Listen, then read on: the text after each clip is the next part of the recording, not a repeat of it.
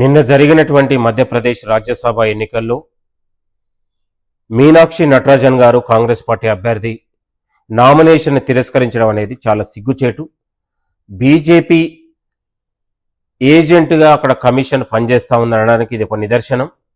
కాబట్టి భారత ఎన్నికల కమిషన్ జోక్యం చేసుకోవాలి. తక్షణం అక్కడ ఉన్నటువంటి ఎన్నికలను రద్దు చేసి మధ్యప్రదేశ్ ఎన్నికల రాజ్యసభ ఎన్నికలను తక్షణం నిర్వహించాలని కూడా కోరుతా ఉన్నాం. అక్కడ మధ్యప్రదేశ్ ఎన్నికల కమిషన్ కాకుండా బీజేపీ కమిషన్గా పనిచేస్తుంది, బీజేపీ ఏజెంట్గా పనిచేస్తుంది. కాబట్టి భారతదేశంలో భారతీయ జనతా పార్టీ రాజ్యాంగ హక్కుల్ని కూని చేసి ప్రజాస్వామ్యాన్ని హత్య చేసే విధంగా వ్యవహరిస్తూ ఉందా అనడానికి ఇది ఒక నిదర్శనం అని కూడా ఈ సందర్భంగా చెప్పుకోవచ్చు.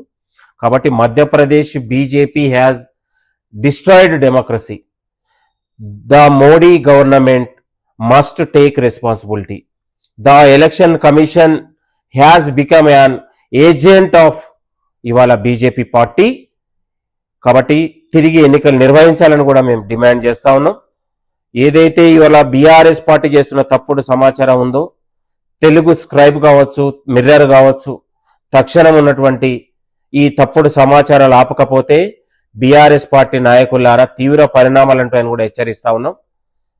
సేవ్ డెమోక్రసీ విధంగా సేవ్ ఇండియా, సేవ్ కాన్స్టిట్యున్సీతో పాటు దేశ ప్రజలందరూ కూడా ఏకం కావాల్సిన అవసరం ఉంది.